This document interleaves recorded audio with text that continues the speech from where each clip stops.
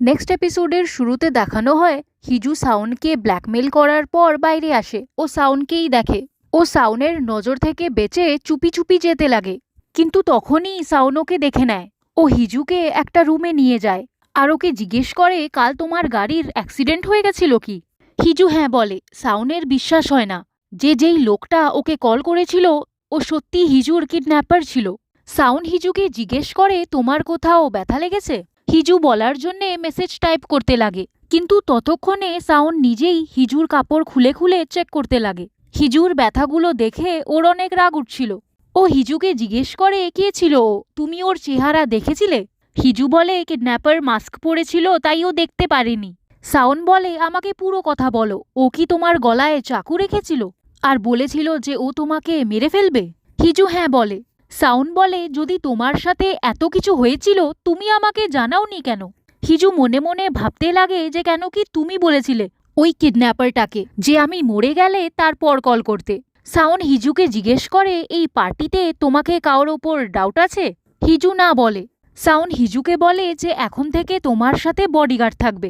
এটা বলে ও ওখান থেকে চলে যায়। সাউনের কাছে পার্কের কল আসে। ও বলে, কিডন্যাপারের খবর পাওয়া এত সহজ নয়, কারণ কিডন্যাপার 10 মিনিটের কম কথা বলেছে। সাউন বলে, এই কিডন্যাপারটা আমার ব্যাপারে অনেক কিছু জানে। ও নিজের আর কিডন্যাপারের কল রেকর্ডিং পার্ককে দেয়, যাতে কিডন্যাপারের আসল আওয়াজ ও বের করতে পারে। অন্যদিকে হিজু নিজের আর সাউনের কল রেকর্ডিং শুনছিল। সাউনের আওয়াজ দিয়ে বোঝা যাচ্ছিল যে ও ভয় পেয়ে গেছে। এটা দিয়ে হিজু অনেক খুশি হয়ে যায়। তখনই সাউন ঘরে এসে যায়। হিজু তাড়াতাড়ি করে কিডন্যাপারের ফোন লুকিয়ে দেয়। সাউন ওর রুমে আসে আর ওর থেকে ওর গাড়ির চাবি চায়। সাউন ওর ব্যাগ থেকে ডাইরেক্টলি চাবি বের করতে লাগে, কিন্তু ব্যাগে তো ফোন ছিল। হিজু তাড়াতাড়ি করে নিজের ব্যাগ ধরে নেয় আর সাউনের হাত ওর হাতের ওপর পড়ে যায়। হিজু নিজের ব্যাগ থেকে নিজেই চাবি বের করে সাউনকে দিয়ে দেয়। সাউন হিজুর গাড়ি চেক করতে লাগে। গাড়ির অবস্থা অনেক খারাপ হয়। অন্যদিকে হিজু বুঝে গেছিল যে সাউন গাড়ির ড্যাশ ক্যামও চেক করবে, তাই ও পার্কিং লটে ছুটে যায়। সাউন হিজুকে জিজ্ঞেস করে, তুমি এই গাড়িটাকে ফেরত কি করে আনলে? হিজু বলে, ও গাড়িটাকে টো করিয়ে এনেছিল। সাউন জিজ্ঞেস করে, ড্যাশ ক্যামে কিছু রেকর্ড কেন হয়নি? এখন এই কথাটা শুনে হিজু শান্তি পায়, না হলে ও বলতে পারে এই কথাটা সাউন জেনে যেত। তখনই ওখান থেকে একটা বাইকার যায়। সাউন হিজুকে নিজের কাছে টেনে নেয়। সাউন হিজুকে অফিসে যেতে মানা করে আর ওকে এখন থেকে ঘরে থাকতে বলে। হিজু বলে ও এটা করতে পারবে না, কারণ কালই ওকে কোর্টে যাওয়ার আছে ইন্টারপ্রেট করার জন্যে। ও সাউনকে এটাও বলে যে ওকে জব কন্টিনিউ করার আছে। সাউন বলে, ঠিক আছে, কিন্তু তাহলে তোমাকে নিজের সাথে বডিগার্ড রাখতে হবে। হিজু বলে, যদি ওর আশেপাশে বডিগার্ড হবে তাহলে লোকেরা ওর ওপর সন্দেহ করবে। এটা বলে ওখান থেকে চলে যায়। সাউন পার্ককে কল করে আর ওকে হিজুর গাড়ির ড্যাশ ক্যাম রিস্টোর করতে বলে। আর যেই রাস্তা দিয়ে হিজু গেছিল ওর আশেপাশের সিসিটিভি ক্যামেরাও চেক করতে বলে। পরের সিনে দেখানো হয় সাউন নিজের মার সাথে খাবার খাচ্ছে। এখন এখানে জানা যায় যে সাউনের মা বাবা চায় যে সাউন ওদের ইলেকশনে জয়েন করুক। সাউনের মায়ের কথাবার্তায় বোঝা যাচ্ছিল যে ওনাকে হিজু পছন্দ না। উনি শুরুর থেকেই ইনাকে নিজের বউ হিসেবে চেয়েছিল। এখানে সাউন বলে, হিজুর পরিবারের সাথে সম্পর্ক গড়ার জন্যে আমরাই পাগল হয়ে যাচ্ছিলাম। এখন বিয়ে ইনার সাথে হতো বা হিজুর সাথে হয়েছে, তাতে কি যায় আসে? এখন এখানে আমরা জানতে পারি যে সাউনের বাবার পলিটিক্যাল ক্যারিয়ার আগে বাড়ানোর জন্যে হিজুর বাবার অনেক বড় রোল ছিল।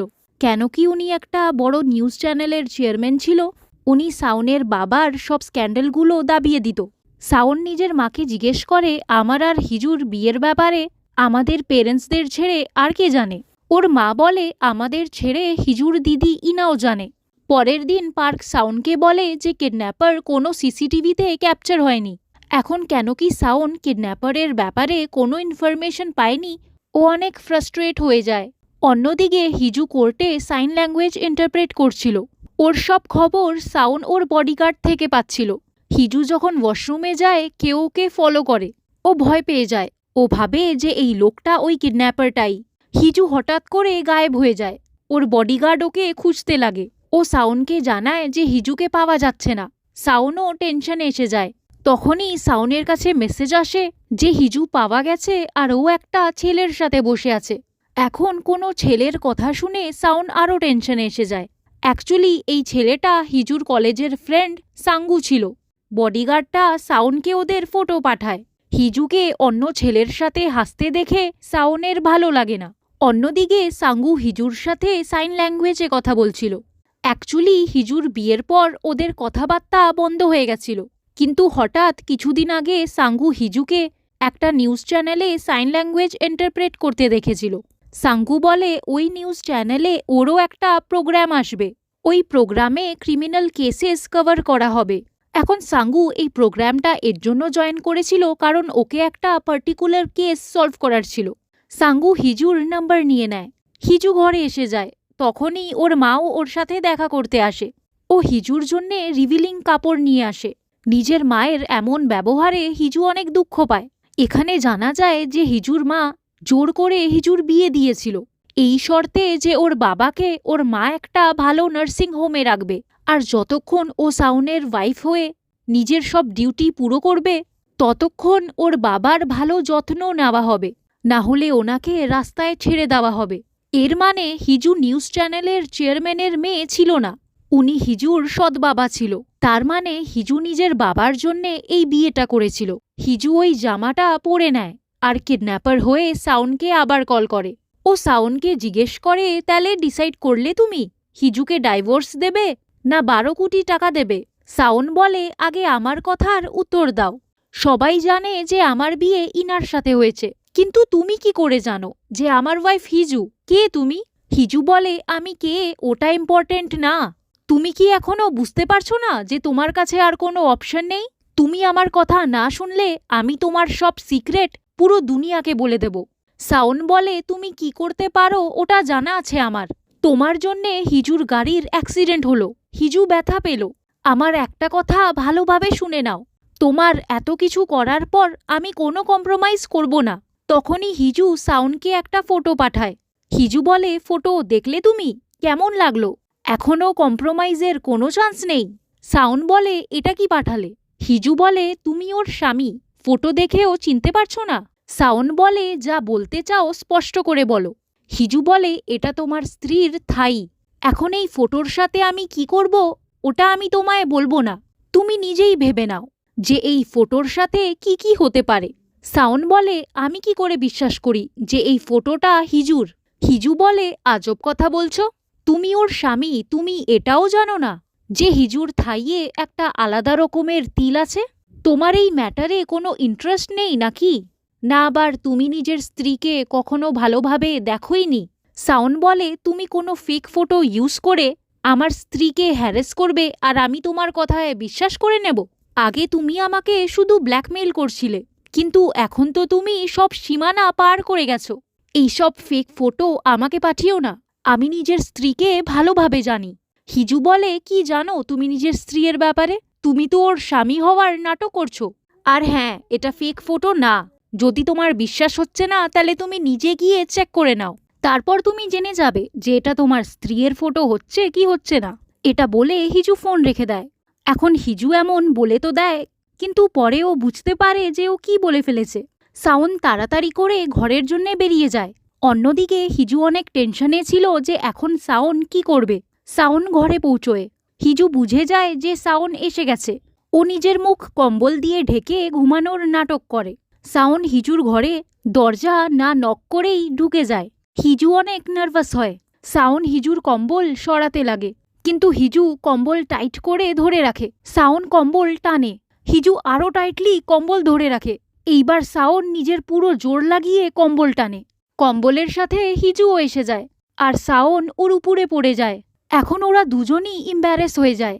সাউন উঠে যায় আর হিজুকে বলে ওর অফিসে সাইন ল্যাঙ্গুয়েজ ইন্টারপ্রেট করার জন্যে লোক নেবে। ও বলে, যদি তুমি চাকরি করতেই চাও তাহলে এই ইন্টারভিউটা দাও। এখন ওরা যদি একই অফিসে কাজ করবে তাহলে সাউনের হিজুর জন্যে বেশি টেনশন হবে না। সাউন ওখান থেকে চলে যায়। এখানে সাউনকে 3 বছর আগের একটা কথা মনে পড়ে। যখন হিজুর আর ওর নতুন নতুন বিয়ে হয়েছিল, হিজু খাবারের জন্যে সাউনের অপেক্ষা করত। সাউনের এই জিনিসটা ভালো লাগতো, কিন্তু হিজুর সামনে ও এমন দেখাতো যে ওর কোনো যায় আসে না। হিজু সাউনের মন জেতার চেষ্টা করত, কিন্তু সাউন ওকে স্পষ্টভাবে বলে দিয়েছিল যে ও যাতে ওর কাছে না আসে, আর ওকে ওর মার কথাও শোনার কোনো দরকার নেই। ও ও হিজুকে বলে যে তোমায় বিয়ে করার প্ল্যান আমার ছিল না, তাই বেশি পাশে আসার কোনো দরকার নেই। সিন আসে প্রেজেন্টে। হিজুকে সাউনের ব্যবহার ভালো লাগেনি, কারণ এত রাতে ও দরজা না খটখটিয়েই হিজুর ঘরে ঢুকে গেছিল। সাউন হিজুর তিল চেক করেনি, আর না ওই ব্যাপারে কিছু জিজ্ঞেস করেছিল। এখন ও এমন কেন করলো হিজু এটা বুঝতে পারে না। ও ঘুমিয়ে পড়ে। সকালবেলা যখন ওর চোখ খোলে, ও দেখে যে সাউন অফিস যায়নি।